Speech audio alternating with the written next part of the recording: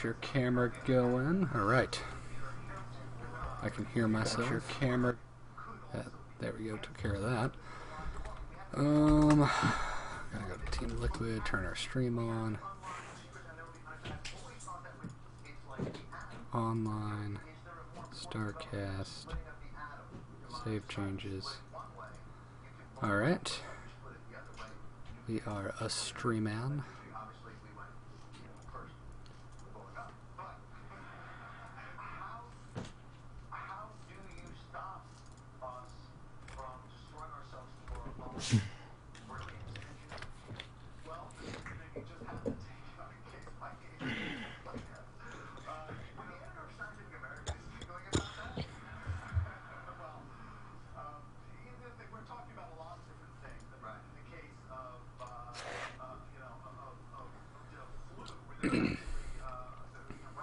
I pre-recorded the sponsor read today, so you will not hear it. Okay. Because we got so many sponsors now, I wanted to get it down, it sounded nice and good, and then have music playing below it. Coolness. Just replaying it. StarCast is proudly sponsored by Doghouse System. Yep, working nice and pretty. Alright. Get recording software up and running if you haven't already. It is up and ready. Cool shit. Checking Team Liquid, making sure everything's working good. Yep. What are you watching? That sounds like Adam Savage. That's The Daily Show with Jon Stewart. Don't know where you got the Adam Savage from. I don't know what to tell you. Oh, it sounds like Adam Savage on my end. I just heard fucking, and he doesn't cuss on I don't know. Mythbusters. I don't know where you heard fucking, because this is cable, dude. There's no fucking. I heard fucking. And Adam Savage. Oh, there's no Adam Savage and no fucking here, sir. Wow, what a disappointment.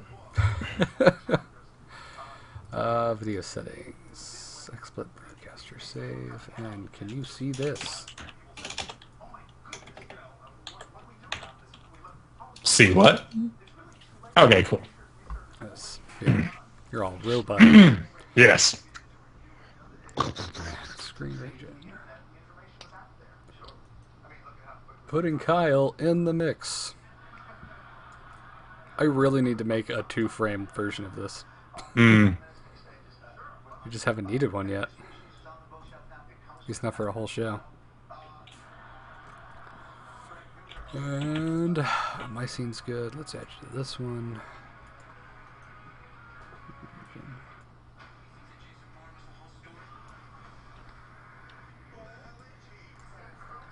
There we go. I think you're due for a haircut, sir. I know. Stupid hair. Grows all fast in the summer. Goes all fast and shit.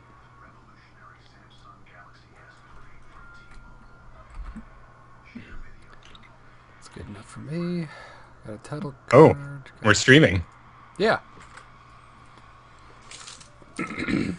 Totally have Mulan stuck in my head. It sucks. Mulan? Which song? Yeah. Bring honor to us all. Oh. Not be a man, sadly. Oh, I was about to say, Be a Man if you're, is the song to have stuck, if you are indeed stuck with the song in your head. Be swift as a raging river. Strength of a great typhoon. Try and out my tweaked audio headset for an entire show today, see what happens. Sweet. Well, that might just be mysterious as the dark side. The moon.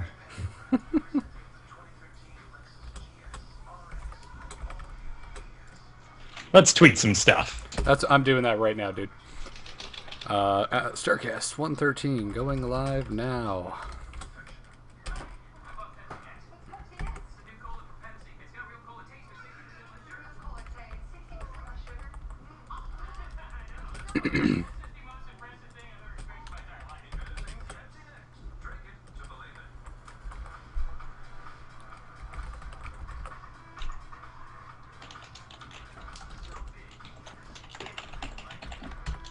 Oh, crap. What are you tweeting? I'm just gonna retweet you. I'm lazy like that. Oh, okay. Alright. A-Move tweeted it, StarCast tweeted it, and Facebooked it. So you have options for your retweets, is what I'm getting at, you know. I accept all options. We spare no expense. And all major credit cards. Oh.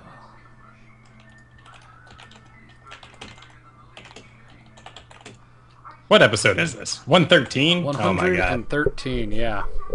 Is that unlucky? No. I don't believe so. I mean, 13 is indeed in the title, but I think we're good. All itchy and crap. Alright. The last thing I need is my cough switch. Because I made the mistake of drinking soda before the show, and now I am phlegmy. So it's a burp switch? It's more of a clear my throat switch. Hmm. Okay. Play your recording device is what I want. Properties. Others.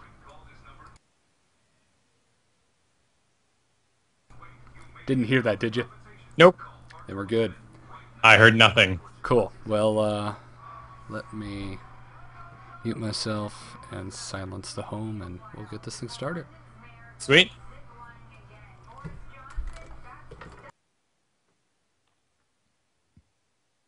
Am I silenced, though?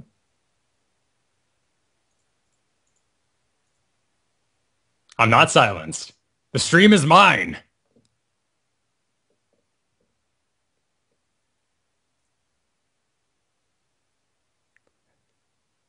Hello, Claw Elite, I'm assuming? Or you just went arbitrarily with 1337. A good year. Actually, I don't know what happened in 1337. Probably something cool. Probably a bunch of people murder each other. Probably French.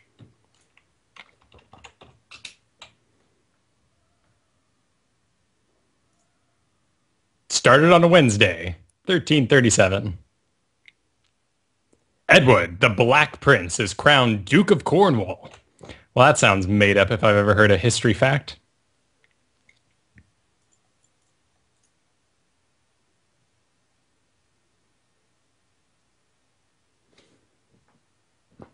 The Claw is our master. Claw chooses who will go and who will stay.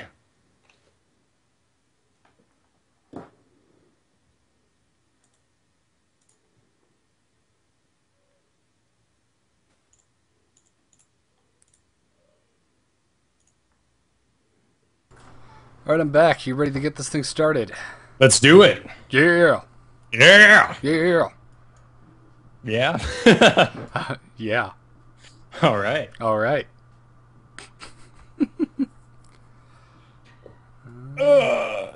Silence on my end? Yeah, well, I'll give you a countdown, as I always do. Sorry, Claw. Matt Fink canceled last minute, so he will not be here. That's why there's an MIA next to his name tag. There never was a transmission to begin with. Nope. Transmission failed. But he's busy. He's got stuff going on. You said he's got a fellowship meeting. Yeah, he's got a meeting with his Watson Fellowship.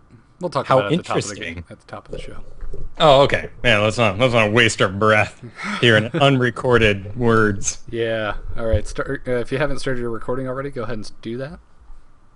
It is done. Okay, mine is as well.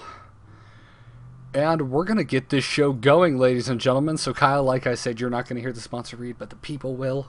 I'll It's all introduce for you. the people. I'll start the show. You know how this goes. You know the drill, mother effer. I know it. All right. 1 week off. Hasn't been that long. Yeah.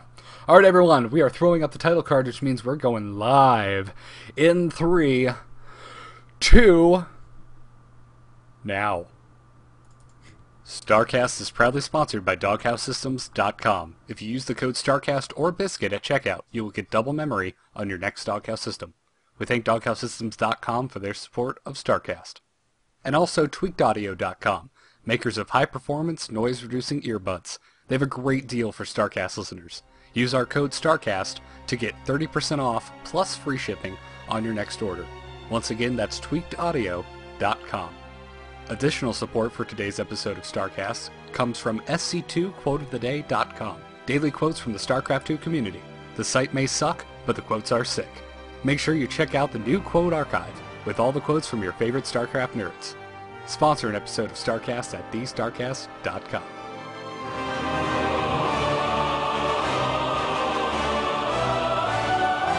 Hell, it's about damn time for StarCast. Incoming transmission. Biscuit.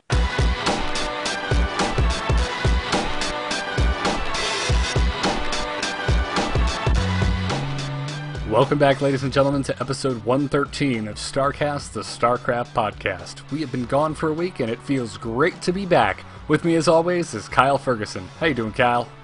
I'm doing excellent. Life continues to go on. Even though we had the week off, it seemed like we didn't. It was a very busy week. You were on vacation, though, for it. I was on vacation, and dear God, I leave for 1 week, and the world goes to hell. What? And I act like I'm making fun of it, but this is, God, not the case. We had a national tragedy, and then apparently chicken sandwiches became a political statement. Yes. Yeah, and also I'm seeing some other very disturbing trends. Spitting is totally in right now, and it grosses me out. Spitting, like dudes just being like, yeah, and like grabbing themselves and waiting for the bus, and then they spit. And there's no reason to spit. Why has everyone got to spit? I remember spitting in 8th grade. It was cool then. But like here in Chicago, everyone's spitting. At least all the men. I spit, dude. Oh, you do? Gross. Yeah, I mean, I'm not like all the time, but like, I got some phlegm. I don't like do it in crowded public areas. But well, if you're doing it for a purpose, at least you're not trying to be cool with it. Another disturbing trend that I'm noticing at the moment is large piles of bills in people's pockets. Not even wallets. Like, buy a wallet. Like, people are literally like taking 20s and wrapping it around their 1s and their 5s so that they can pull out these big frickin' stacks of cash to pay for a $2 coffee. I wouldn't say that's really a new thing. Idiots have been doing that for a long time to make themselves look important and wealthy. Well, yes, but now I'm noticing women doing it as well, not just male idiots. Well, they're probably strippers, so they get a lot of singles, and I don't know, dude. That's all I have to say about that. You find the weirdest shit to come to the table with at the top of the show. Well, a little more on topic here. While we were off, it was the 2-year StarCraft anniversary. You're damn right it was, yeah. It was released July 27th back in 2010. This seems like, honestly, doesn't seem that long ago, except for the fact that I lived on the other side of the damn country. Sure, yeah. It's not long in like StarCraft career terms, but then you think, oh wait, no, I've changed jobs 3 times. Yep. There's been 2 Christmases and 2 Super Bowls. Yeah, you start to put all these things that have happened between you and the release of this game that we all know and love. And 113 episodes. And yes, well, no, we started before the game launched, but well, not okay, by we much. cheated a little bit. Yeah, I think we've almost had 100 episodes between launch and now. It's getting pretty close anyway. Someone should do that, like figure that out for me, because I have no idea what episode we were on when the game actually launched. All I know is as of episode 100, we had only missed 4 weeks, which is amazing and awesome. So now we've missed 5 weeks. Oh no, it's totaling up, Garrett. Yeah, now if only we could like get paid to do this, because the guys that do get paid to do this miss a lot more shows. Well, they've also got other things going on, to be fair. Yes. As do we, sir. They're just okay, sports related.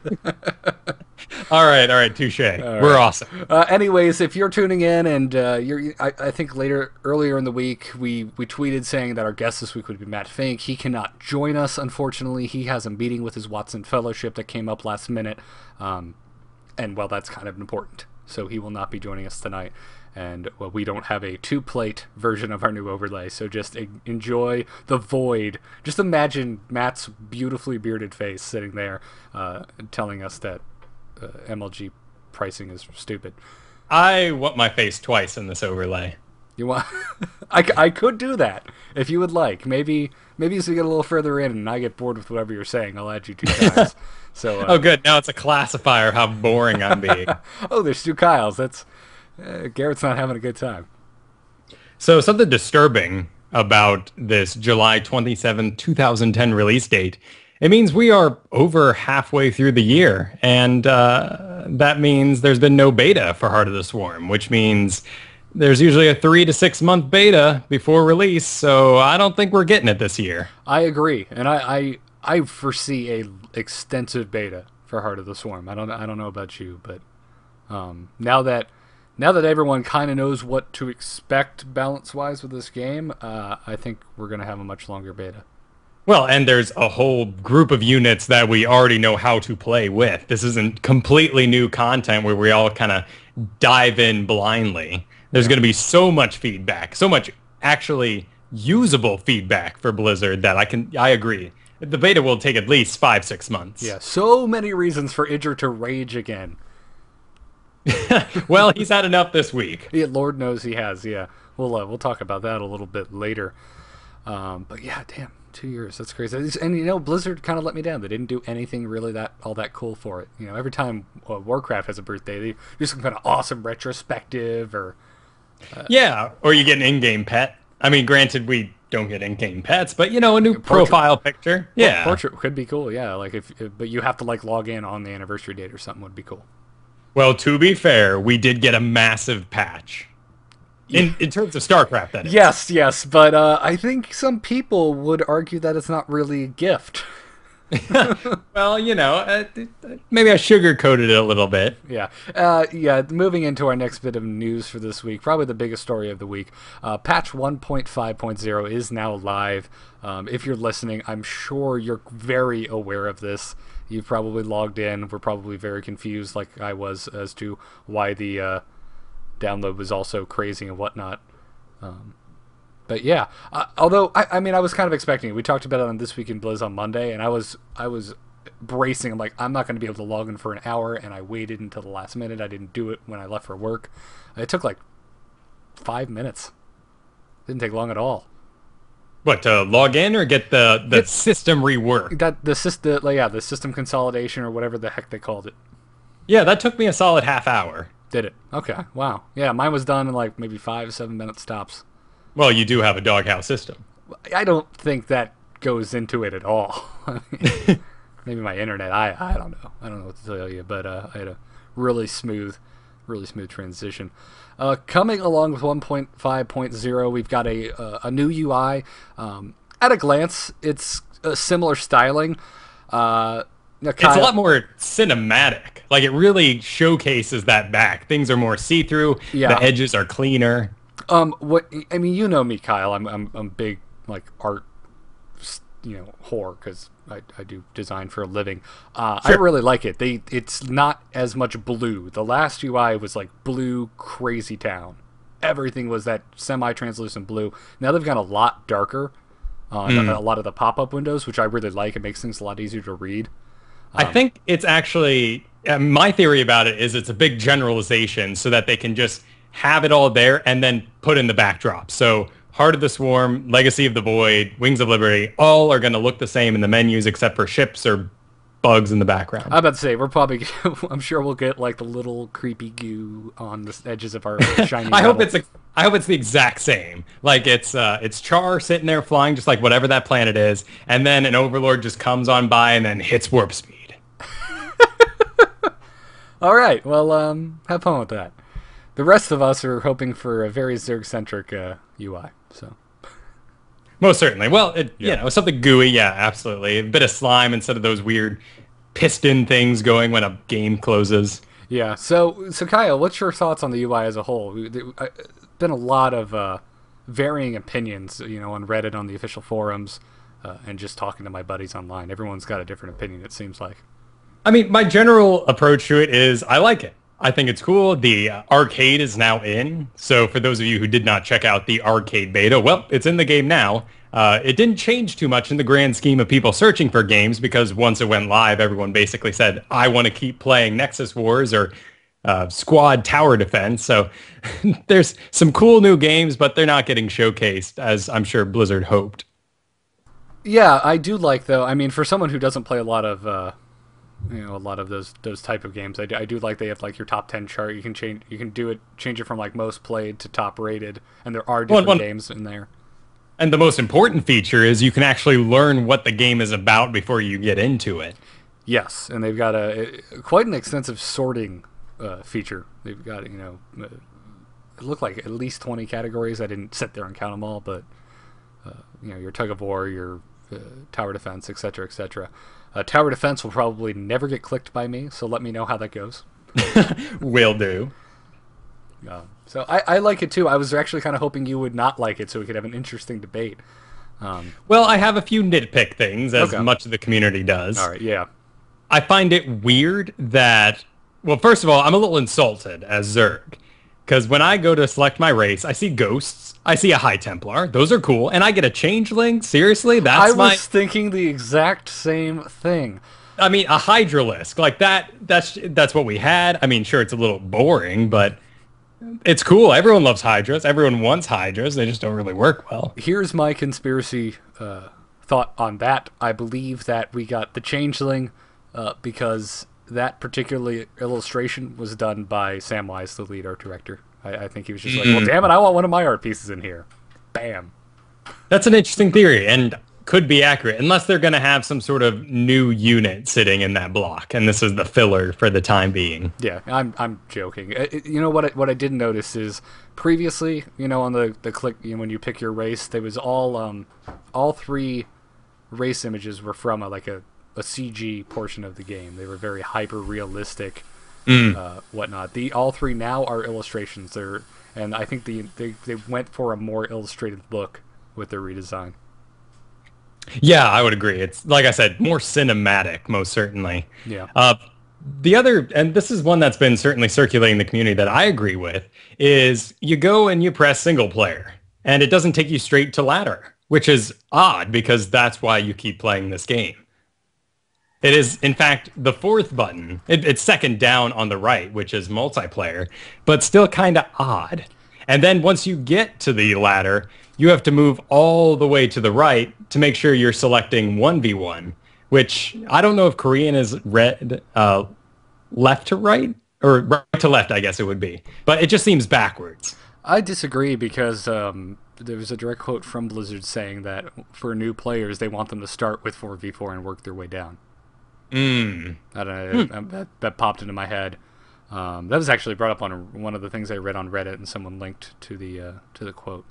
But I mean, you wouldn't want to turn on some sort of locking mechanism where every time a pro player buys a side account, they have to play a 4v4, 3v3, and a 2v2 before they can get to their damn 1v1. Right. But that's a little odd. True. It makes more sense what they did when you go to single player and you have to select cooperative first. That makes sense. Yeah. Well, the button you're saying doesn't even say single player. If you look at it, it actually just says StarCraft. Oh, right, and then arcade is, yeah. Yeah, there's two buttons up in the top left like there always have been, but instead of saying single player and custom games or whatever it said before, now it just says StarCraft and arcade. Yeah, again, the arcade button is now where our multiplayer button used to be, so we'll get used to it, certainly, and in a month, we won't remember what we were so upset about. Right. I do agree that when you click on the StarCraft button, you've got that grid system, you've got 8 blades or tiles. I really like that layout. I think it's very sleek and kind of easy to navigate. I do think quick match, which is your standard ladder procedure, should be top left or top right, one of the very top things. Yeah, I mean, and certainly when you're going for home bars, you don't want to overburden it with buttons, but I mean, come on. Quick match, 1v1. Yeah. One tip I'd like to give everyone, because it took me a while to find this and I freaking love it, is in the bottom left-hand corner, slightly to the right of the button. That's usually there, and I don't even remember what that button is for, but there's a little arrow button, and it's just a quick bar, and it just has quick match, campaign, and something else.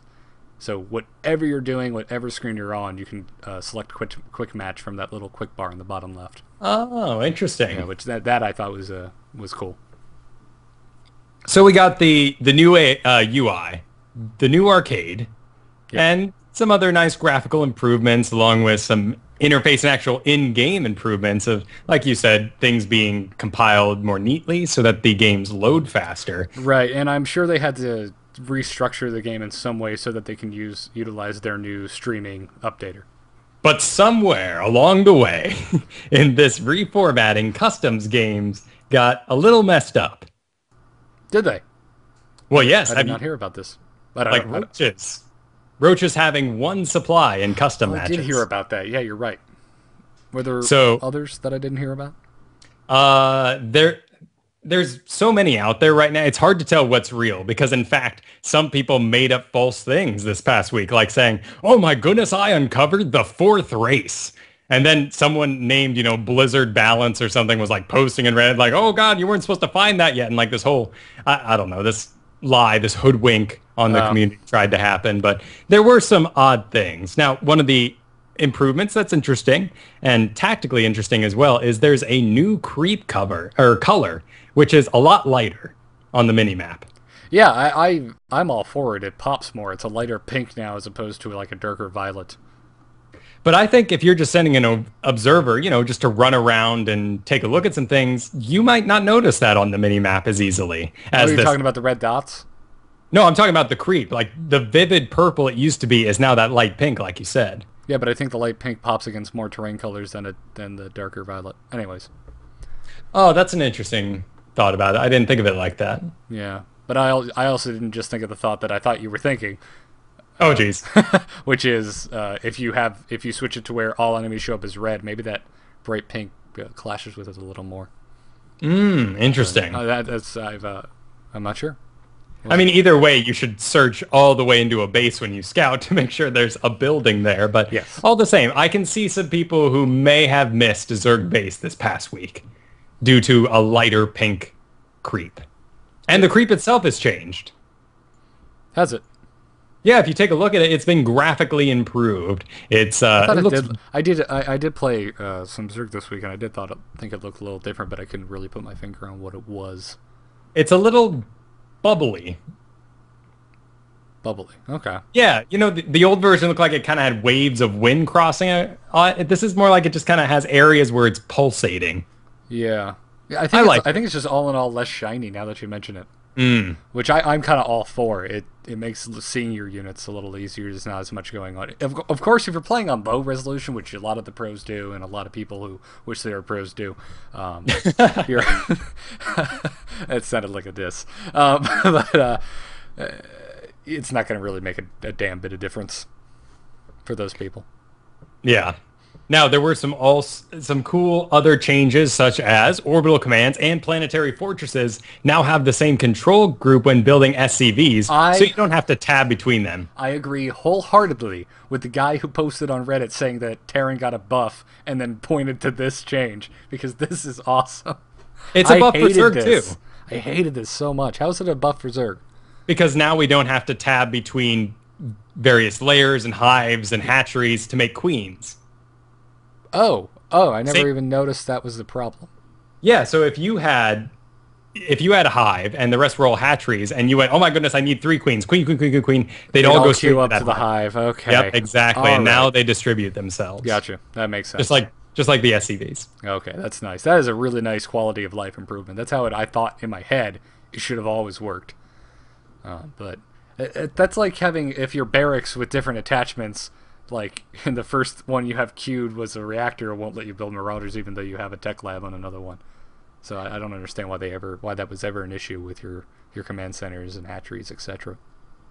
Yeah, so these are the real changes that are going on. Now, like I said, in custom games right now, there's a lot of wackiness going on. One supply roaches, full 100% money back for bunkers, invincible spine crawlers off creep, the chat room's pointing out to us. Like some really weird stuff. Tanks are doing the full damage they did on game's release. Oh, God. Yeah. Oh, wow. Wow.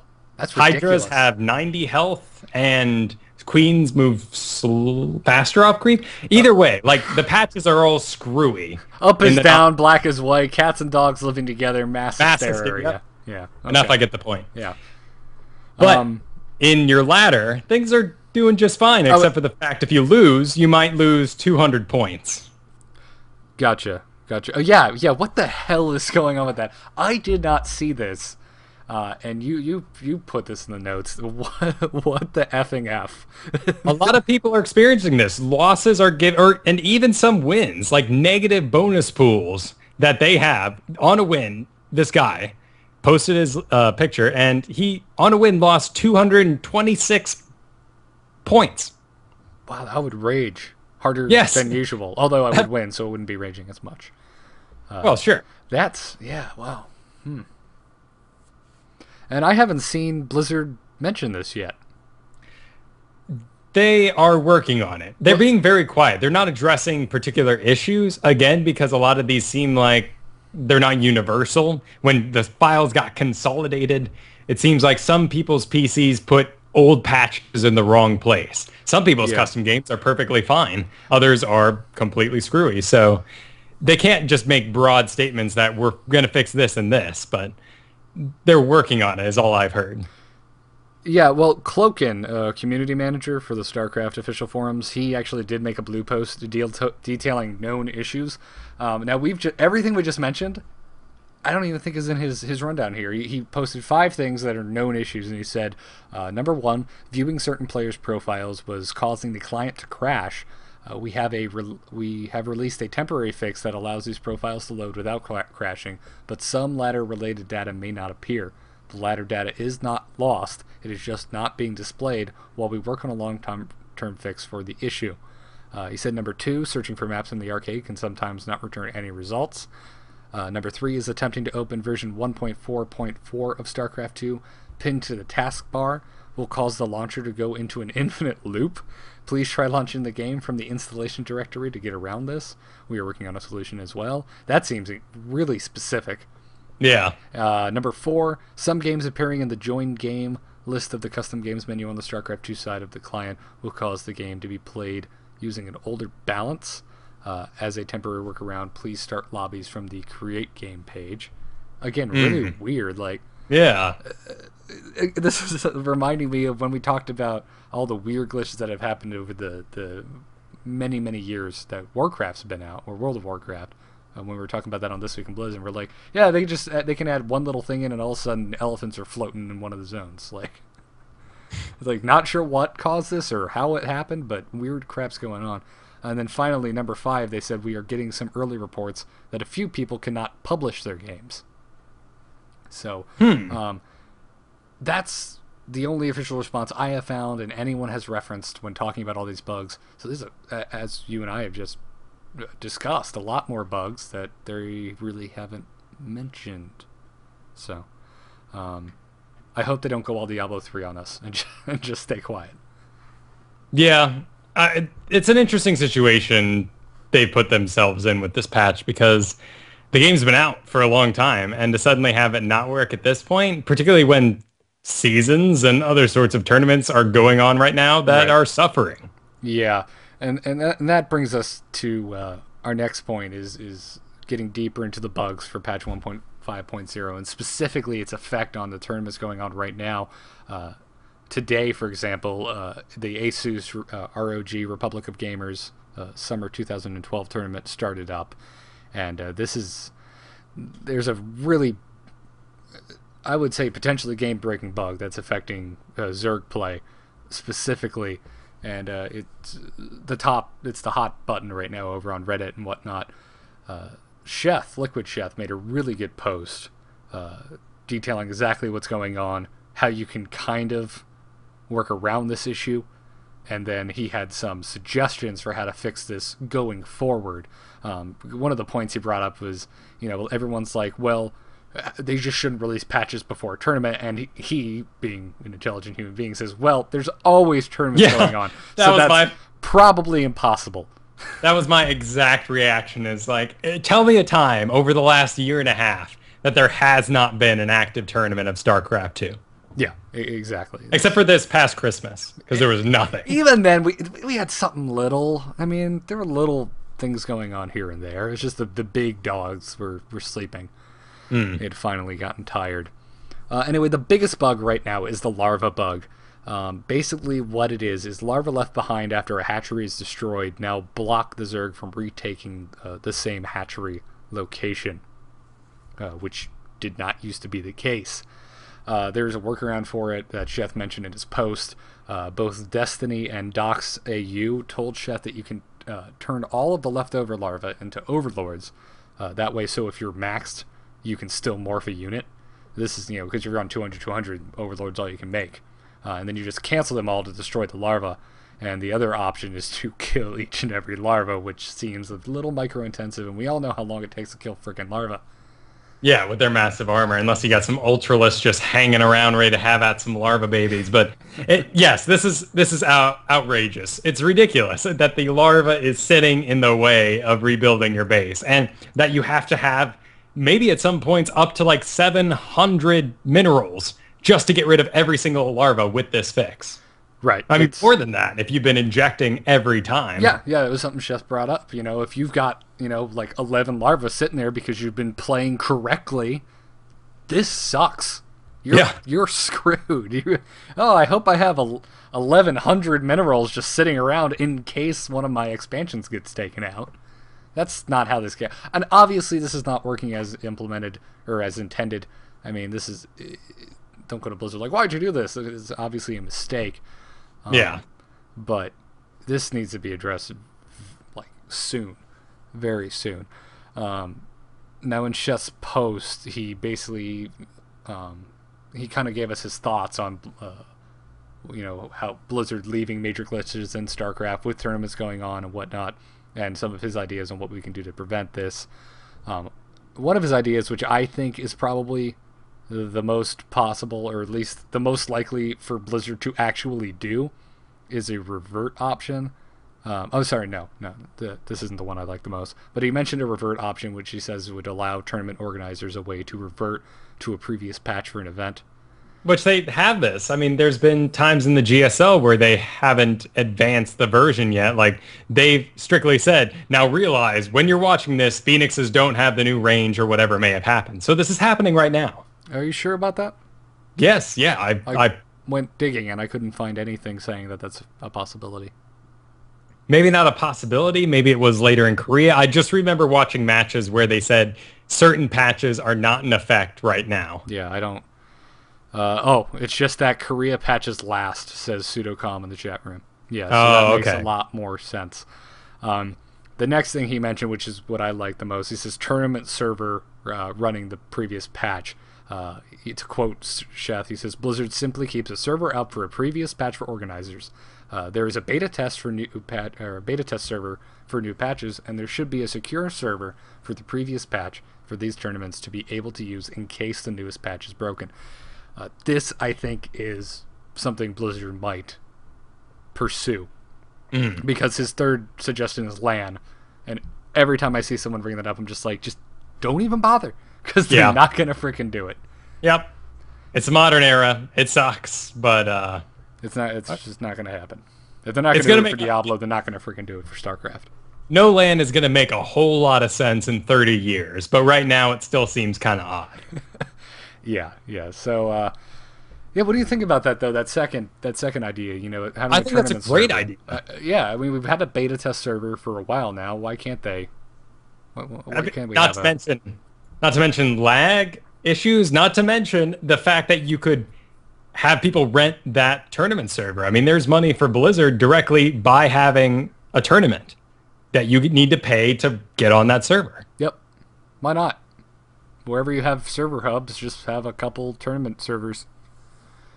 I mean, if things keep going the way it is, I would assume that could pay for itself very quickly. Yeah. So, I don't know.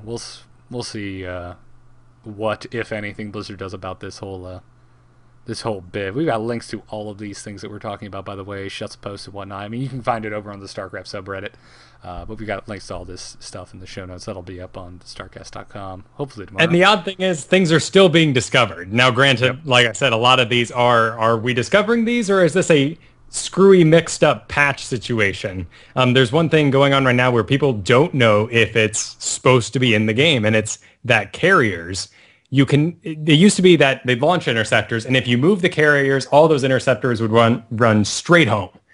But now you can actually move the carrier away up to a range of, I think it's 7, before those interceptors come back, which is a huge change and would allow carriers to be quite viable because they could run away while still doing damage. Yeah, they could more or less kite.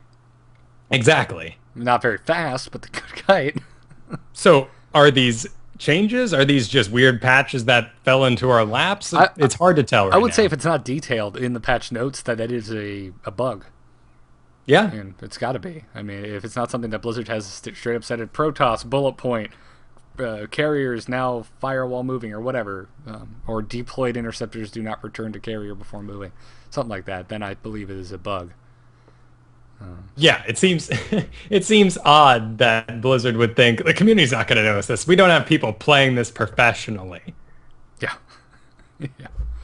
Sheth also mentioned that there's a pathing issue. I could not find a darn thing on specifically what it was. The only thing he mentions is that it makes your units, rallying units, take the long way. So I don't know if this means if there's 2 possible ways to get there, it'll take the longer way. There is actually an issue where, again, things are mixed up. The pathing, on some maps right now in custom games, the pathing is flip-flopped with another map. So units will run away around the long way because they think they're on Antigua Shipyard when actually they're on Atlantis. That is odd. That is messed up, sir. How did people even figure it out that that was what was going on? Did they go into the code, or did they watch the trail and be like, oh, they're doing the shape of Antigua Shipyard? That is pretty... I mean, I haven't... Like, bad pathing... That's a huge issue. I mean, granted, in a 1v1 where, you got 2 real players, yeah, it's not that huge of a deal. You should be looking where units are going. But man, I remember playing Warcraft 2, and if there was a forest between you and an enemy, let alone if there were roads around the side, they would just stand there and stare at the trees. Oh, no, oh, dude, yeah, I know. As I said on This Week in Blizz, while I was on vacation, I was playing Warcraft 3, and dear God, the pathing in that game is freaking awful. It's like nobody wants to touch each other. Like, the orcs are just like, no, get away, I don't want to, no.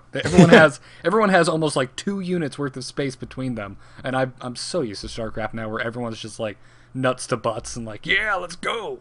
Mm-hmm. And let alone stutter stepping doesn't work. You think you're a badass because you've played StarCraft 2 now, and you're like, what's with this unit taking 3 seconds to turn around? Yeah, try and stutter step with a dwarf musketeer in frickin' Warcraft 3. It does not work. I'd like to see you try, buddy. Oh, man. Still having fun in that game, though. I've been slowly working through it. Not playing it as much now that I am home and have internet, but... Sure.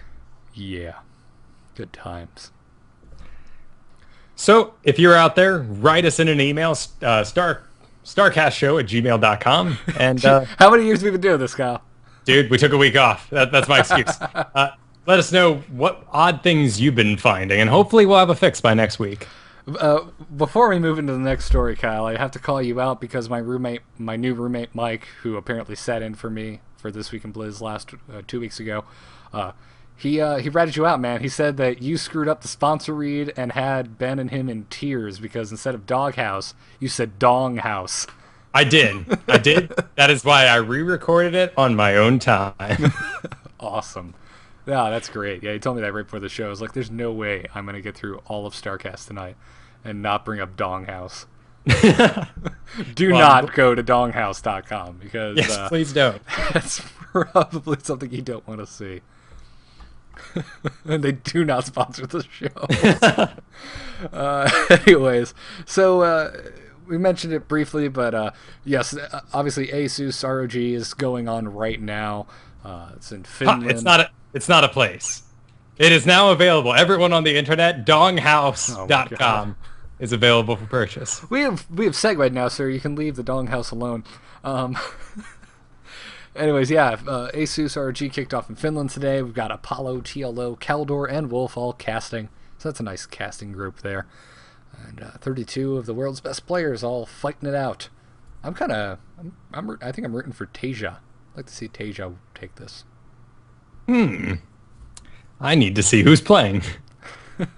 Yeah, we've got in the show notes you'll find a link to the spoiler-free SC page, which they're got a link to every VOD almost like immediately after the game has been played, so make sure you bookmark that if you're trying to follow this. especially if you're like me and you work during the day when this damn thing's going on. Oh, yeah. Yeah. Just sitting there, like, every now and then I'll, like, check Reddit. Oh, God, I wish I was watching this right now. And Liquipedia, and then Team Liquid has an awesome preview. They talk about the 4 people they're predicting is going to do really well. So go check out those articles. Go support those websites. And I'll be really interested to see how this goes. Apparently, and this, as far as I can tell, is rumor, but probably true, the larva issue affected Idra's game against Teja today. Yeah. So, like I said, I couldn't find a substantial link to anything trusted, but a couple. It was Reddit rumor, so I could definitely see that being true since we. Well, Chef mentioned it as well briefly. Yeah, exactly. So. Yeah, all right, but let's talk about the stuff we did have a chance to see because it has already happened since we've been gone. What, sir? Before we get into modern stuff, we did take a week off, so you ended up watching the new touchscreen on the MLG Arena, yes? A little bit. I saw a very little bit. I was indeed on vacation, which means that if I am not out on the beach sipping something with rum in it, my girlfriend's probably going to be kicking me in the butt, so I didn't get to watch a whole lot. But yeah, I had a little downtime the second day because I fell asleep my first day and got sunburned to hell, and I was in so much pain. I was like, I'm just going to chill up here and watch MLG and wait for Breaking Bad to come on because I cannot miss Breaking Bad. Oh my God, that show. Yeah, no, not gin and juice, sir. Gin and juice is not a Key West drink. Chat room. Anyways, yeah, I saw a little bit of it. The touchscreen, man. I don't know how I feel about the touchscreen. It'll be cool once we get it figured out. Yeah, it also didn't seem to be working 100% very well. Yeah, it served its purpose. It was really cool, of course, to see the games going on in the background. Yeah. Yeah, I agree. And, I mean, I freaking love listening to Axelov kind of break stuff down. Like, this is how he could have won. And now he gets to draw and show us exactly his thoughts, which I think it's great. I don't know. I think they just need to work on, like, I don't even know what the presentation of how that is, because it looks just a little awkward right now with everyone kind of they look like weathermen. Yeah, well, everyone needed a little bit of practice with it, so it's cool that new tools are being introduced to these tournaments to make things a little more streamlined. Yeah, exactly. So I was making so many John Madden jokes. Well, yeah. Well, how could you not? Yeah, so it was good. I still haven't gone back and watched the VODs yet, but that's because the GSTL Finals were epic. Holy crap. Yeah, dude. Everyone here knows that I am not a fan of the Team League for the most part, but man, they threw some fireworks onto the beach, no less, and I was sold. Yeah, this looked like a freaking rock concert or something with this getup. I have been to shows where this is the setup for a large arena rock concert. So this was really impressive to see. And, dude, when did StarCraft become like the Fast and the Furious? Because there were a bunch of like scantily clad attractive women in shorty shorts like holding up player signs. Yeah. And there's always that scene in every Fast and the Furious where they go under the bridge or to the desert and they're all going to race and you got to see all the booties everywhere. I mean, it wasn't zoomed in or anything. Like, this wasn't volleyball in the Olympics. I was just about to make that reference. Did you see the same article I saw today? No, but, man, it always happens. You have those male cameramen, and they can't help themselves. No, dude, you can't... yeah, that's all I have to say about that. There's a funny article. It's what if all the other sports in the Olympics were shot like women's volleyball, and it's all these awkward shots of, like, men's booties and skin-tight get-ups. Dude, like, I mean, that's what I'm saying about football, man. You all are like, yeah, Super Bowl, it's manly. And you know what I see? I see a bunch of guys rolling around in spandex in HD, and I can see everything. Well, luckily, there's a lot of pads between the spandex. There's not a lot of pads down there. There's a couple, but not everyone's sporting them. Okay. I'm not going to get into this with you. Anyway, so this is really just amazing. And I just have to say and gloat a little bit. I don't think you were trying to deter me from PvP so much as Ben. So I'll have to really rub his nose in it next week when we go in on This Week in Blizz. But hey, remember how I said PvPs are boring as shit? And PvPs aren't? Go watch game 1 of this, and then watch anything from the GSL Finals. Now, hang on a second. Because we have an interesting parallel between the GSL Finals and the GSTL Finals here. Because both were a complete smackdown by the winning player. Yet one was exciting. Yeah. So for our GSL Finals, we had MC versus Seed. Again, epic stage. And we had Tasteless and Artosis there, out on the beach. Fireworks were going. I didn't see any ladies holding up signs, but they didn't have any signs to hold anyway. Do you think Kaldor and Wolf, after the GSTL Finals, like gave Tasteless and Artosis like just a little jab, like, hey, you know how you guys are like the A-team casters and you cast the GSL Finals? Well, hey, we just got to cast the good ones, so enjoy that. Yeah. Hey, they did a good job. I mean, granted, you can't be there live, so when you're watching at home at 1 a.m. and you're wondering why the heck they're screaming so much, it's probably a crowd, and they're out on the beach, and there's fireworks going. You'd be screaming too. Yeah, exactly. Look, Kaldor and Wolf, man, they're a good casting team. They've really grown on me. Yeah, they have just meshed together so well. They don't even take pauses. Each one picks up right where the other left off. I've been getting increasingly more impressed every time they cast. And this GS, Garrett, you know because you had to convince me to watch this GSTL. Yeah, which is, by the way, everyone listening, it is a hard task to get this man to watch a freaking team league. Yeah, it just didn't make sense to me in the past. But something about fireworks got me really excited. And then to have the Tal Terran, a guy that I get to be real hipster today and be like, because I remember in past episodes I was like, oh man, when I watch Terran, I watch this guy. I love watching this guy. Yeah, GuMiho. So I got to see GuMiho go at it. It was great.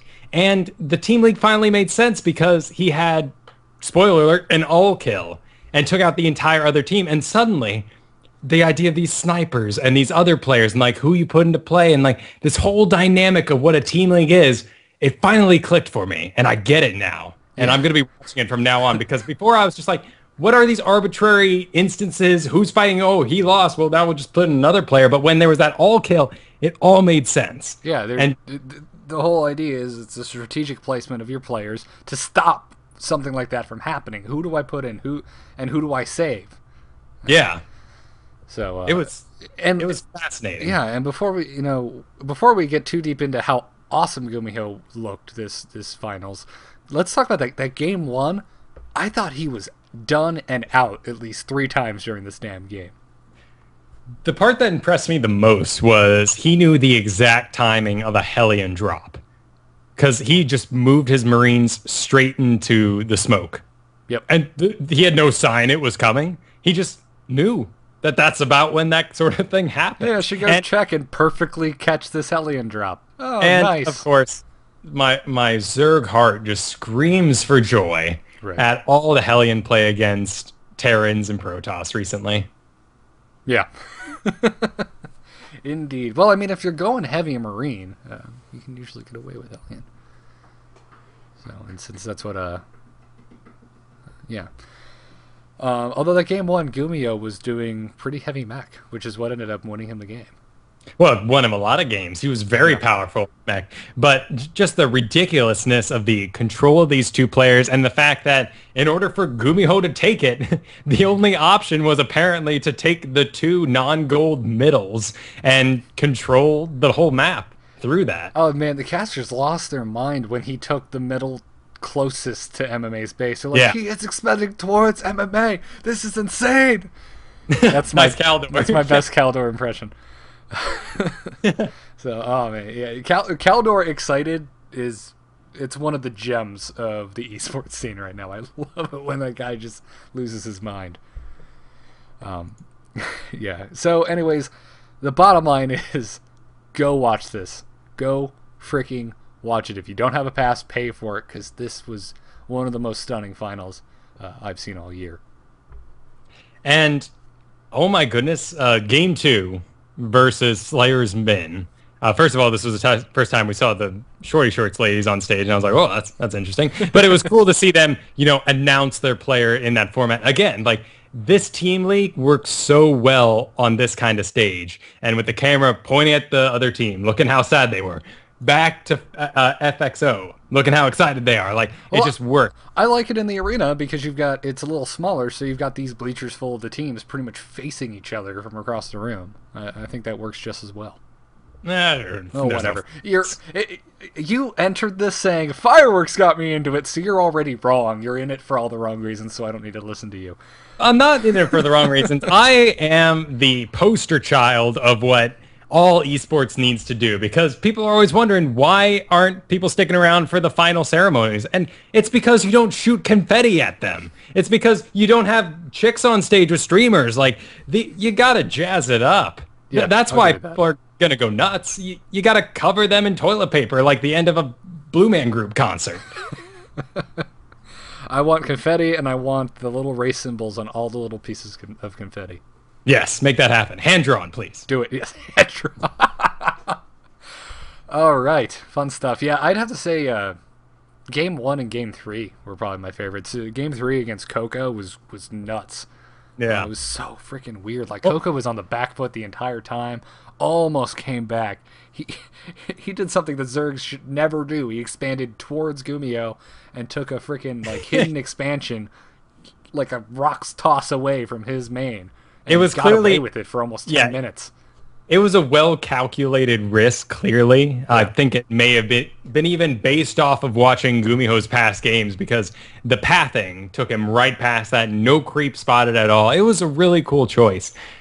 Going back real quick to Game 2 here, though, where we had Burst Slayer's men with the Seeker missiles and the mass Broodlords. First of all, we had... Oh, yeah. Oh, I forgot about this until you just mentioned it. Yeah, damn. Oh, hey, nice Broodlords. Bye. Yeah, we basically had Zerg doing what they do against, a meching, walled-off Terran. Yeah. He got 1.5 billion drones. In fact, I think at one point he was up to 80 or so taking up his total supply, and his army was just smashed because he had, again, all his supply taken up by drones. And at this one point, I didn't even know this could happen, but it looked awesome. A Seeker missile goes shooting after an infestor, and it dies and rolls along the ground completely deactivated. Yeah, another thing I have never seen happen. So two things in this game. One, mass Seeker missiles destroying an entire cloud of Broodlords. And two, a single Seeker missile just saying, I give up. And now we're getting into Game 3. So in the team leagues, for people like me who are excited and just getting into it for the first time, you eliminate a player, you have 5 wins you need to get.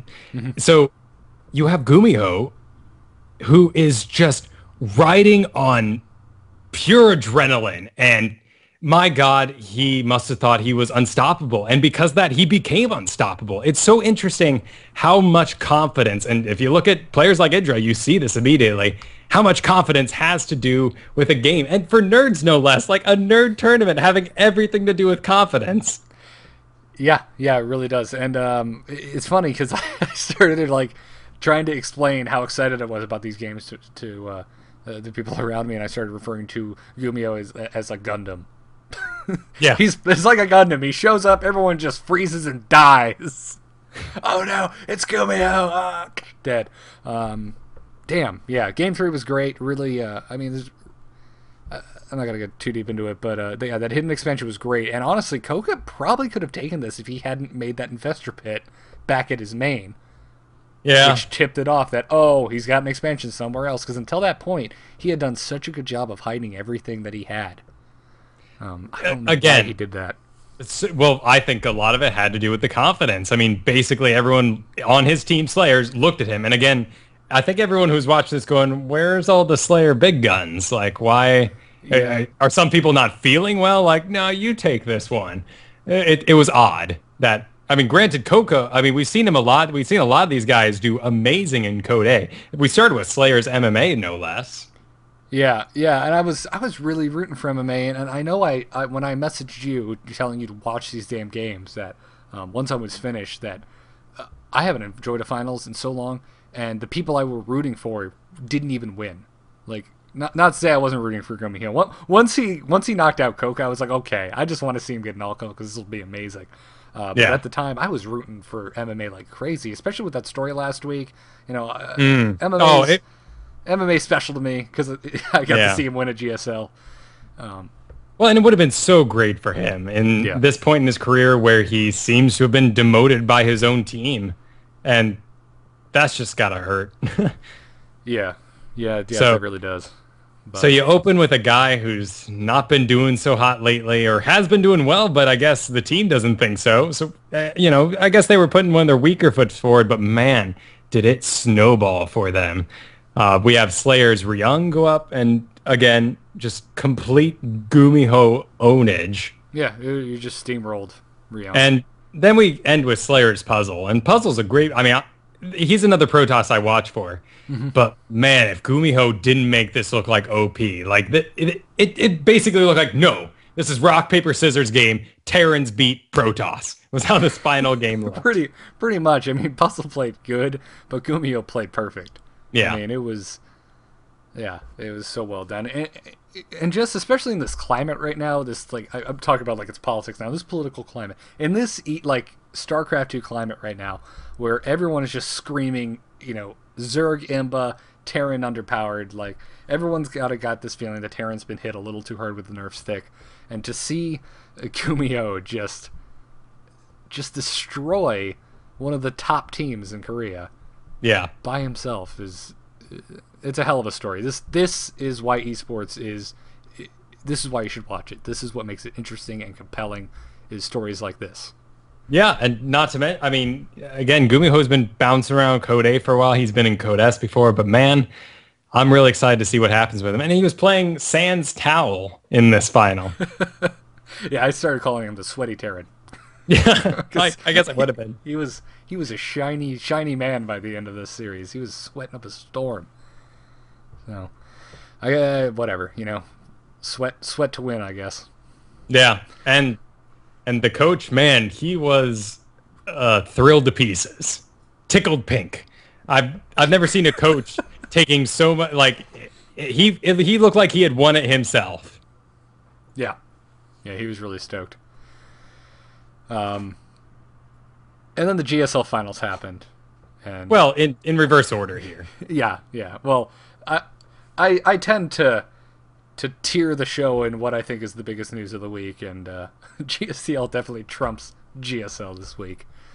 And all you guys really need to know is, spoiler alert, Seed won. Nothing that crazy really happened. Yeah, Seed Mega won. Yep.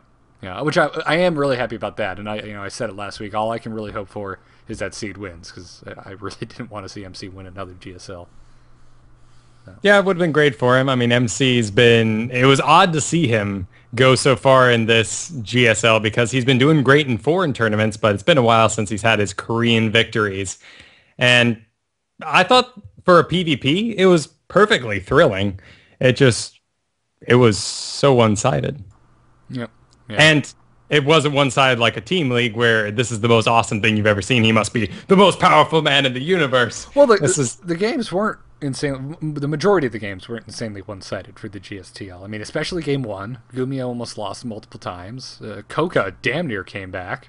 Sure. But the level of excitement for his wins is that much higher because it was a new person each time. Right. So, anyways, go check all that out. I mean, GSL always a good time. Except for the GSL Finals here, which Garrett in the notes wrote, Seed 1, boring finals. Z. Yes. You go enjoy my summary of the GSL Finals. Some professional ass journalism. You know what? We do the show, so if we think something's crap, we can write it in as this is crap. Feel free to write us at starcastshow@gmail.com and tell us why the GSL Finals weren't crap if you disagree with me. Very good. Anyways, also started last weekend with the TSL4 Ro32, and a bit of an upset. Naniwa's already out. Gone. Goodbye. Kaputs. And Johnny Rico, who I am not particularly familiar with, is playing very, very well. And as a matter of fact, just got picked up by a new team. He just joined Team Dignitas as a result of his amazing play as of late. Interesting. Well, I will regard that with a bit of skepticism until he's been on the team for a while. After seeing what happened with players in these sort of breakout performances, like, her name's completely escaping me. Scarlet? Scarlet, yes. Immediately switching teams. We'll see what happens there, and if it's anything worth writing home about that he's now part of Dignitas. Well, I'm just saying, I think that's cool for him, and he is doing well. So absolutely, he's also in the ASUS Republic of Gamers tournament this week as well. So kind of curious to see how he does there. See if he can keep his momentum going. Interesting. Looks like a pretty young kid too. Yeah. Naniwa pulling a bit of an intro and like kind of making a hissy fit when he lost. Yeah. Well, yeah. That it's all true. I mean, there's been quite a bit going on for Naniwa. In fact, it was kind of funny. What was it? A few weeks ago, we talked about how he refused to do a interview on JP's show, and now he just did it. So yeah. Who knows what Naniwa's master plan is at the moment? I don't know. He is an enigma because in person he's a really nice guy, but he has these weird outbursts. I don't know. As can be expected of anyone who's competitive, but yeah. I guess, people in general, I think of myself as a generally nice person, but there's days where I'll tell you to go F yourself. I mean, sure, yeah. And that's the worst thing about being in a popular or famous position. Not like I know, but I can only assume that you have a bad day and Bill Cosby tells someone to piss off, and everyone goes, oh my God, Bill Cosby told me to piss off. Of all the people, you just pulled Bill Cosby from your out of the pudding. I don't know. Nice job. Yeah, keeping it in check. Our next story: MLG has a format change coming up for their summer championship, and they broke it down into the 3 stages that they'll be having at the event. Basically, stage 1, they said it's still a massive double elimination open bracket, but what is new is the fact that the open bracket match history will not be carried over into the latter stages of the event. So, stage 2, they said group play has replaced pool play as the second stage of the event, and there are some major differences between the two. Group play is made up of 4 separate double elimination brackets. 32 players will compete in group play with 8 players per group. 24 players, including the top 16 from the summer arena, and 8 players that will be announced later, will start in group play. They will eventually be joined by the last 8 open winners bracket players. However, like pool play, group play placement will determine a player's starting position in the championship bracket, and like the open bracket, group play match history will not be carried over into the 3rd stage of the event. So I'm assuming winning is still a good thing, but this is a little beyond me. I wish they would have let us know what they hope to accomplish by changing this format, and hopefully it's for the right reasons. Right, they didn't give us any of their nice... In the past, we've gotten... Well, actually, no, I'm thinking GSL. GSL has always been way better about explaining their formats because they go out of their way with graphs and charts and showing how everything feeds into one another. Granted, that needs to be well calculated, and so does MLG, but it's a weekend sort of event, so things are going to be a lot different. Yeah. And then finally, stage 3 is the championship bracket. And like the summer arena, it's broken up into 2 separate brackets. Each bracket will progress until only 1 player is left. The final 2 players will then compete for the summer championship title in the best of 7 final match. They said check out the official event format, maps, rules, etc. For sample brackets for all the groups and whatnot. So, well, we're guaranteed to know that these people who get into the final 3rd stage bracket are good. But when you don't do the double elimination 2-tiered bracket with a winner's bracket and a loser's bracket, the story gets really muddled, in my opinion, and you have a higher chance of a finals that kind of sucks because 2 players compete who may have been dodging each other the whole time, and they have completely different skill sets. Yeah. It can lead to a very boring finals when 2 players have been owning perfectly well in their pools, but one pool happens to be harder than the other one. Yeah. So... anyways, guys, let us know. Just send an email over to starcastshow@gmail.com. Pseudocom in the chat room says that this basically gets rid of people who don't care if they win or lose in certain games and makes every game important. As opposed to getting your kind of redundant matches. Okay, yeah. And then we got just a slew of roster changes going on this week. As we mentioned, Johnny Rico just joined Team Dignitas. Probably the highest profile story as far as roster changes is Naniwa left Quantic this week.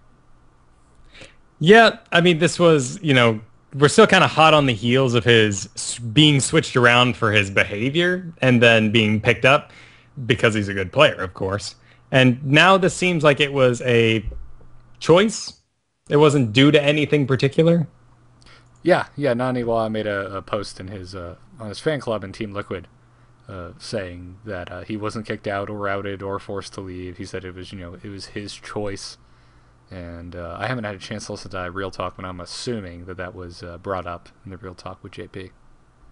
Sure, I can only assume that the team had team choices and Naniwa had choices that he had to make. I hope he's staying in Korea. I want to see him compete more in the GSL. I can't see why the hell he would leave, and I'm sure he will not be teamless for very long.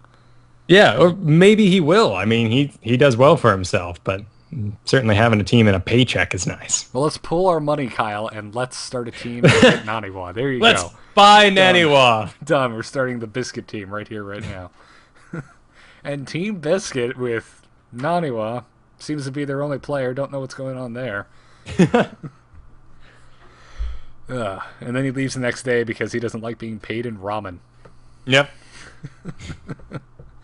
So we got an official statement from Quantic. We have a link to Naniwa's official, his response on his Team Liquid fan page. So go check that out in the show notes. Interesting. Well, he says he's doing well. He's doing fine. I don't need your money. We're doing all right. It was my choice. And things just didn't feel at home when he was forced to leave. Or no, when he left Quantic. It didn't click with him. Yeah. Thank you, Captain Ubing, in the chat room. He says he thinks anybody's name starting with Biscuit would sound great. Supernova joined MTW this week. He recently, if you remember, was let go of Team OGS, and he's now a part of MTW, which is a German team. And if you're not familiar with MTW, you should be, because Demaga plays for them. Oh, okay. I am not familiar with MTW. What does MTW stand for? Thank you for putting me on the spot, Kyle. I know. Luckily, I have a link right here to the Wikipedia page, and it tells me it stands for Mortal Teamwork. Cool. I guess it's kind of like Mortal Kombat, except, I don't know. Teamwork, I guess. Yeah. That could technically be the definition of all teams, because they are indeed mortal and teams and doing work. Yeah. Genius joined Team Slayers. That's a pretty sizable acquisition. Yeah, certainly. Yeah. He's been teamless for a while. Longer than I thought Genius would be teamless for. Yeah, exactly. Particularly with his recent GSL Finals. Yeah, no, this happened early this week, I believe, if not Friday last week. So, I mean, we're getting to it a little bit late here, but yeah. So he's on Slayers, and then finally, Clyde is going to coach KT Rolster. And for those of you not familiar, I'm sure a lot of our listeners probably aren't, because we talk mostly StarCraft 2 here, and they really haven't been involved in StarCraft 2 until lately. KT Rolster is one of the 8 KESPA-recognized teams. For example, they've got a player, little unknown guy by the name of Flash, playing for them. Ah, I see. Yeah. So I wonder if he's unimpressed with his new coach. Why would he be that? The meme, unimpressed Flash meme. Oh, I see what you did there. Yeah. It's interesting that the Brood War players playing StarCraft, we haven't heard much from them. For the world-changing event it was supposed to be, yeah, not much has changed. No, it really hasn't. But I mean, it's still early for them. I mean, they've still haven't finished their first season with StarCraft 2, and it's a joint season. It's still Brood War StarCraft 2, so. I think next season, when it's StarCraft 2 only, we'll start to get a better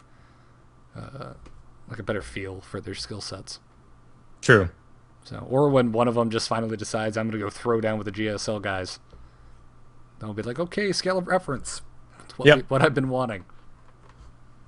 So, Very, very cool stuff, and that is it for the news this week. So chat room, if you have any questions for me, Kyle, or just want to rant and want us to read it on air, do so now, or forever hold your peace. And Kyle, what wonderful off-topic thing would you like to bring to the table while we wait for the lag? I wasted all my off-topic things at the top of the show, sir. I don't have anything left. Gotcha. I'm sorry. I've been watching the Olympics, getting ready for Biggest Fan.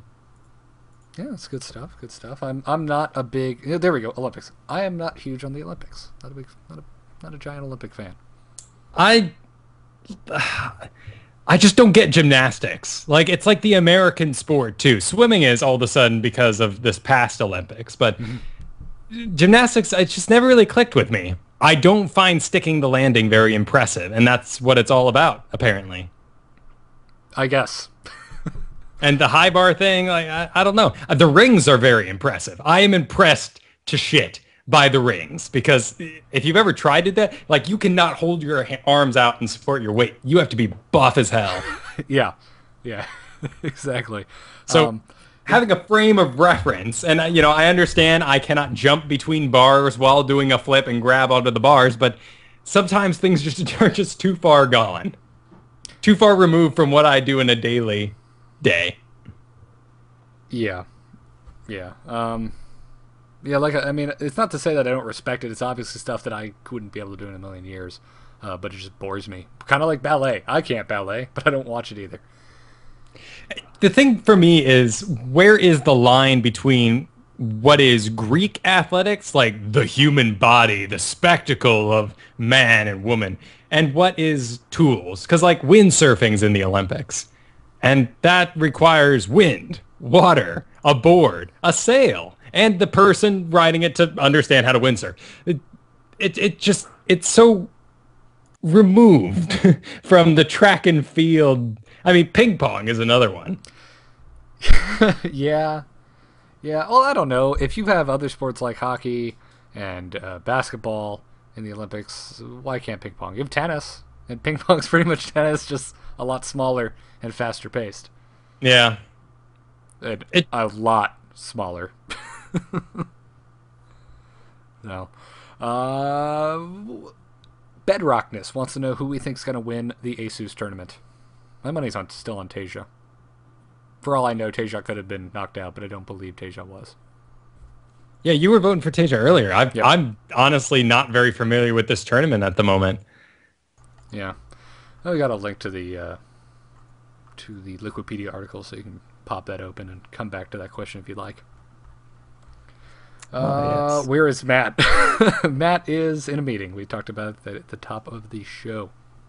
Sadly, he was not able to join us today. I certainly hope this means something awesome for him. He's talking with his old fellowship folks, so hopefully, maybe, who knows, going back to Korea, that'd be awesome.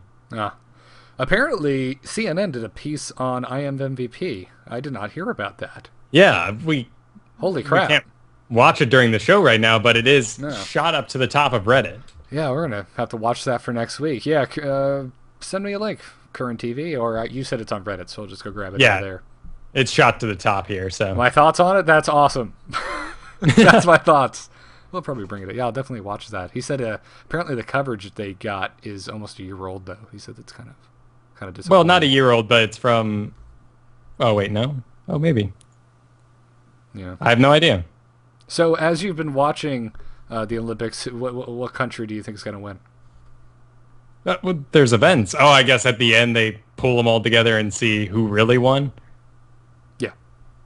I have no idea. Well, it's like, who has the most medals, who has the most gold medals, etc.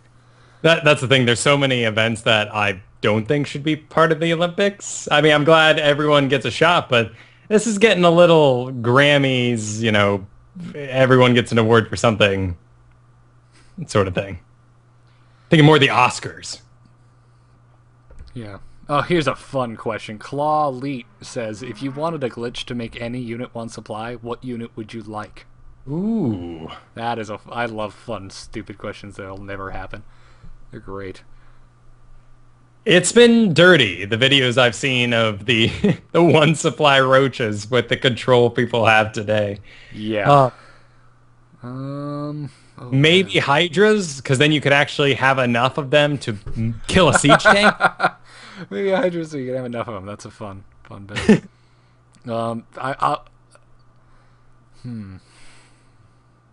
Mutas is just dirty. Like, I know that's only 2 supply, but... I would keep them at 2 supply, but I would like a glitch that made them cheaper. So I could just make a cloud of them to begin with. I'd say Ultralist just for my own funsies and celebrations in my head, but there's no way you could fit more than 3 anywhere. Yeah, I'm thinking siege tanks just to literally litter the map with them would be really fun. Okay, Claw wins. 200 carriers. There you go. Oh, yep, there you go. There's a good stacking unit. Yep. God. I wonder what that would... If someone... I mean, obviously you can tweak things. If someone did that in a custom game, I just want to see what a computer would do with that many interceptors launching. Like, if it would just, like, kill your frame rate. You know.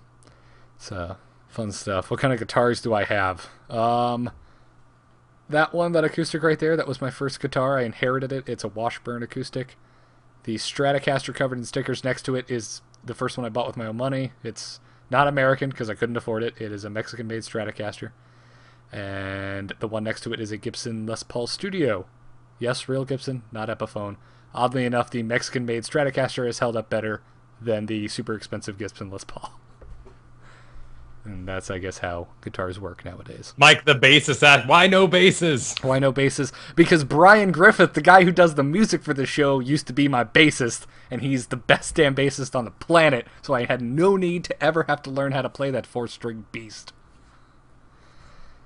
You guys should all go check out his stuff. What's his website? It's like greyghostsounds.com or something. He does the craziest crap, you guys. You really should go check out his stuff. He does this really crazy noise ambient music that is so far removed from our intro here, but he also is classically trained. He's a hell of a musician. Well, it's removed from our intro because we have to rein him back if you're working with him. You're going too weird, Brian, too far. It's too weird. I need a beat, Brian. There needs to be a tempo. Yeah. Oh, Pseudocom has a Paul Reed Smith. I hate you. That costs more than my car. Oh, good stuff. Good stuff. Can I play it on stream, the acoustic? No, I'm not going to do that. I'm not going to make you guys suffer through that. Because you can't play? I can, I just don't really... I actually don't know how to play very many acoustic theme songs. I was always in punk rock bands, so unless you want to hear power chords on acoustic, it's not going to be very impressive.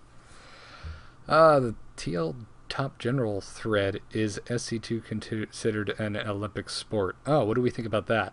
That's kind of my point I was getting with the windsurfing. Like, at what level do you decide what's the human body and the mind and what tools are allowed to be an Olympic sport? I mean, with your fingers going that fast, I mean, the APM and control, like, that is physical ability, let alone mental ability beyond anything I can think of in the Olympics. Maybe team sports, maybe like a wrestling or something like that where there's some strategy involved, but I really can't think of anything that has as many facets as StarCraft 2.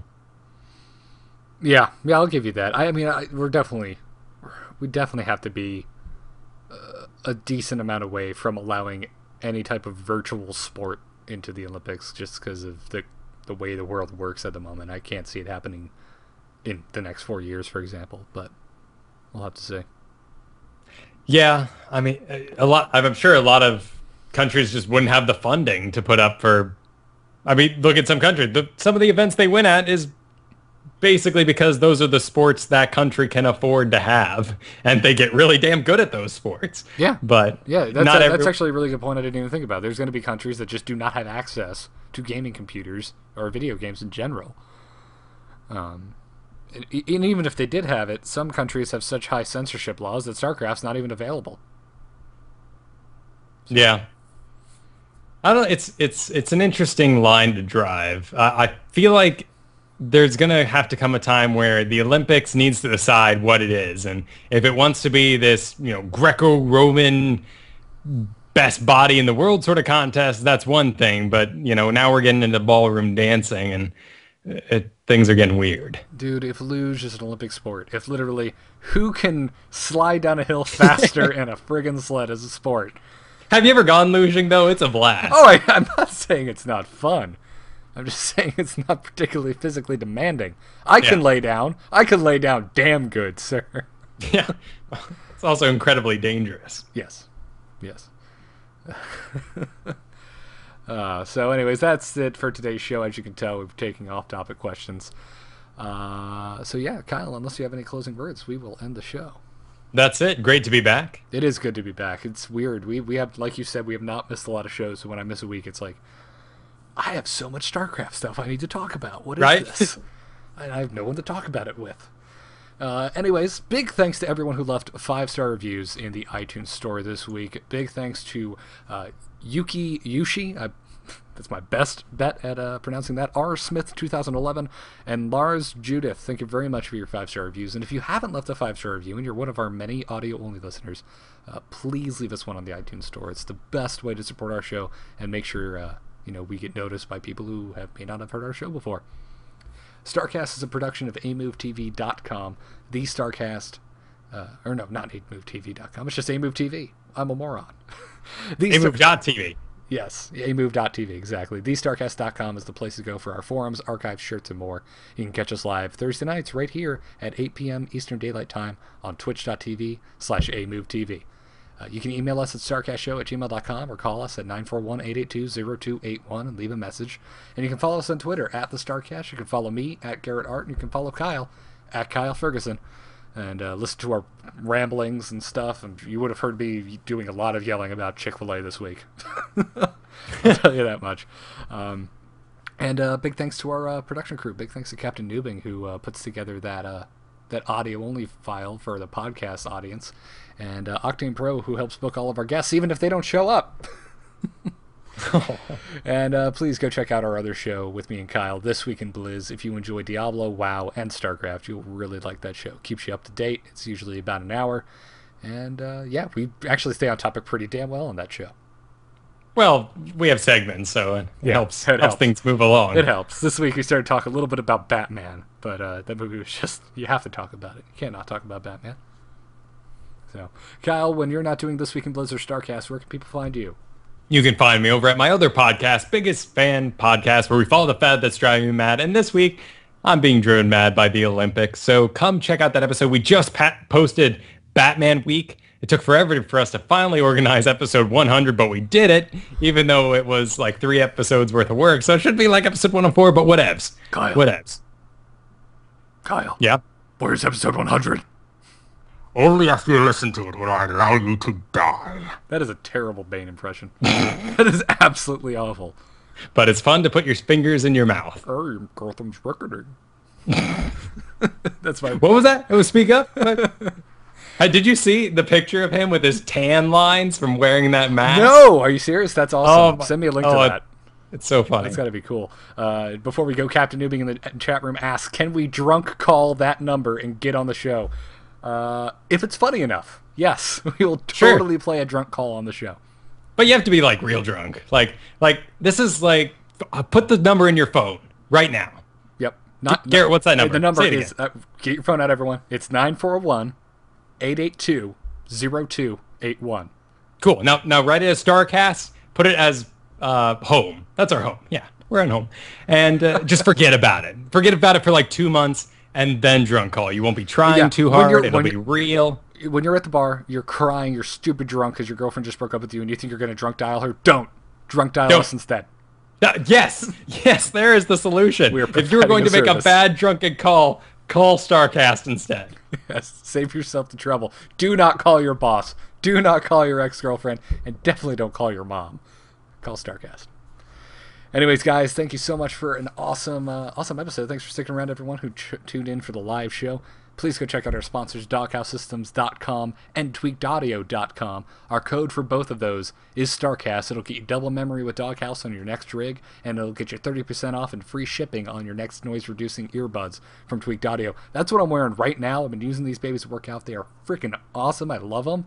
I've always hated earbuds, and I realize it's because I've been using Apple ones my entire life, and they suck. So go check them out. They're really affordable, high-quality products, and you'll support our show in the process. So we thank them for their support. We will see you next week, everybody. Have a good time. Good luck. Have fun. Take care.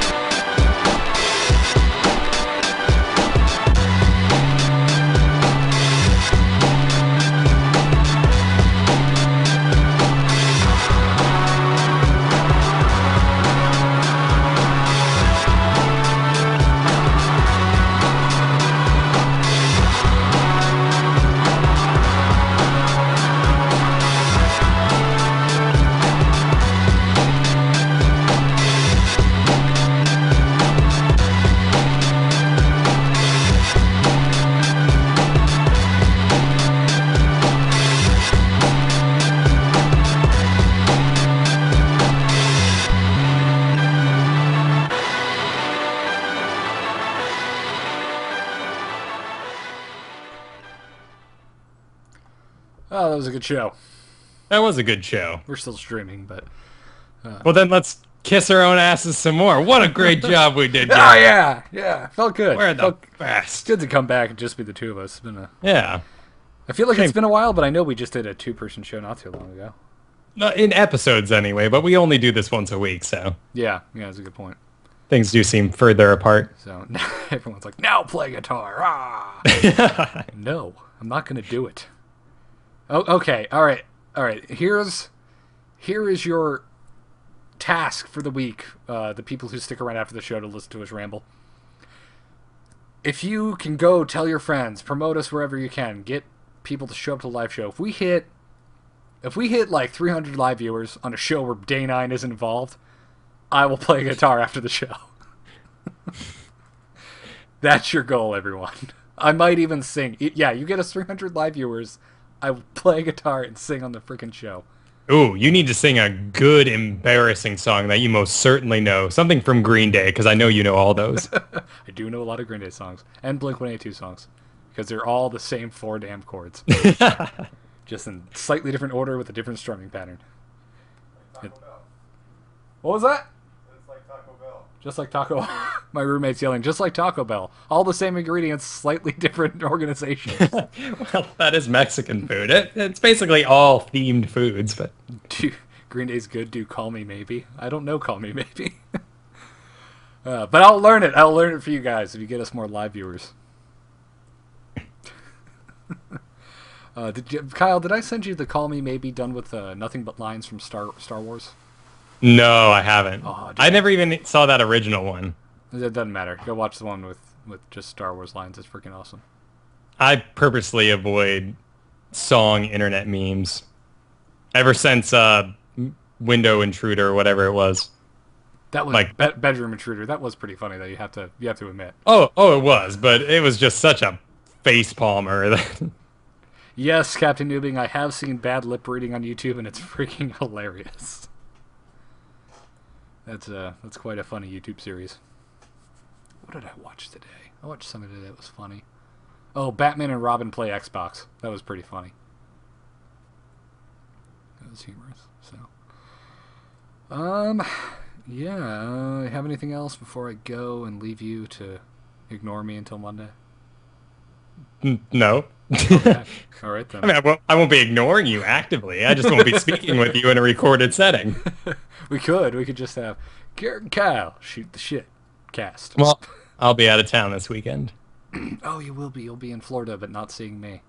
Nope. No, I'll be in Jacksonville saying goodbye to a brave sharpshooter off to Afghanistan. Will you be back for This Week in Blizz? Oh, yeah, most certainly. I get back Sunday. Oh, that's a power trip. Yes. I leave 5 a.m. tomorrow morning and get back 5 a.m. Sunday morning. It's one of those sort of discount flights, but make sure we see her before she heads out. Gotcha. Well, cool stuff. The closer we get to MLG, I'm not sure I'm going to be able to go. It's looking like that, isn't it? Yeah, mostly because the deadlines of my job, the books that we're currently working on, were supposed to have been shipped by now, but both of the clients have been dragging their feet. and I will definitely not be able to get any days off if it hasn't shipped yet. I'm testing the camera right now. Okay, cool. So I need to face this way if I'm gonna high five you. All right, you ready? Wait. You ready? All right, 1, 2, 3, go. Yeah. What was the high five for? I don't know. Someone asked if we could pretend to high five. I'm doing it for Claw. I hope someone can screen cap. First time I've seen you in the chat room. Great guy. Glad you enjoyed the show, Claw. Yeah. Thanks for Seems you're having a good time. Bring your friends, man. And thank you for your really fun question at the end. We love those what if, like, geeky StarCraft questions. Absolutely. So excited for Heart of the Swarm. It sucks I have to wait. Yeah. You know, I was thinking about our show on the way home, like I generally do on Thursdays. I have these kind of like alone in my car masturbatory thought sessions about StarCast. And our tagline should just be a fan. And since I have Mulan stuck in my head at the start of the show, be a fan. I was thinking about, who was it we had home that one? It was Kennegat from Team Liquid.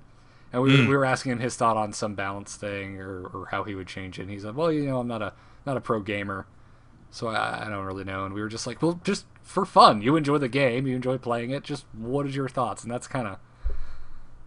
We need more of that. There's not enough people that remember. It seems like there's a lot of people who just forget, like, oh, yeah, it's a game. We got here in the first place because we enjoy video games. We enjoy having fun.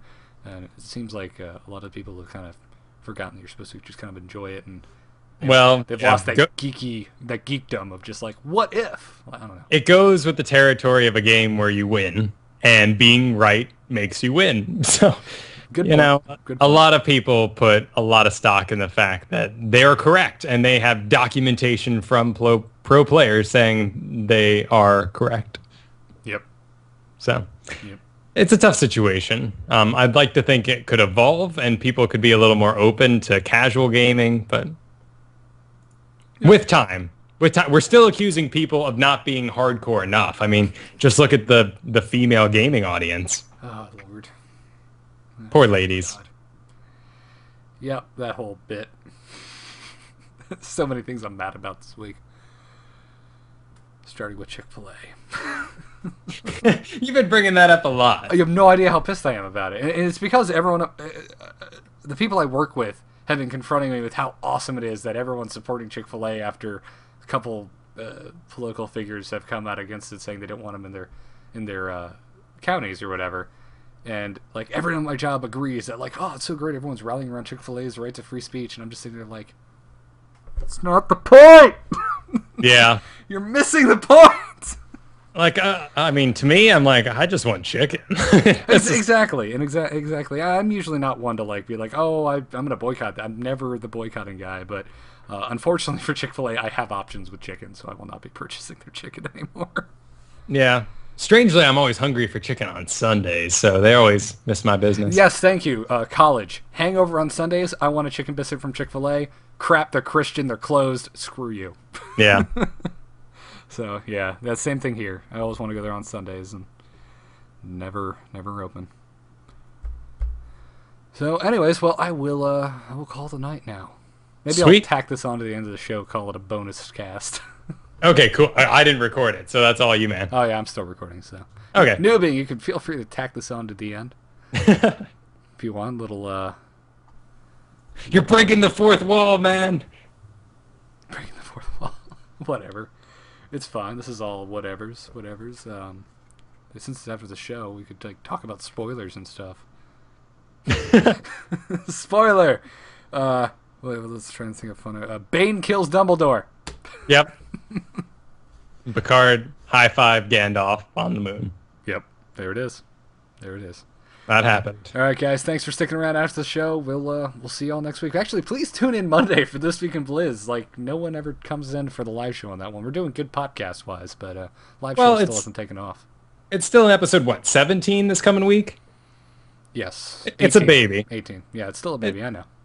Doesn't mean I can't ask the loyal viewers at the end of this show to go please tune in on that one on Monday. Sure. Yeah, so 8 o'clock, same time, on Monday. Go check it out. But thanks for hanging out, guys. You guys were awesome tonight. Thank you, live chat. Yeah. All right. See you guys next week. Bye-bye. Oh, wait, not... Still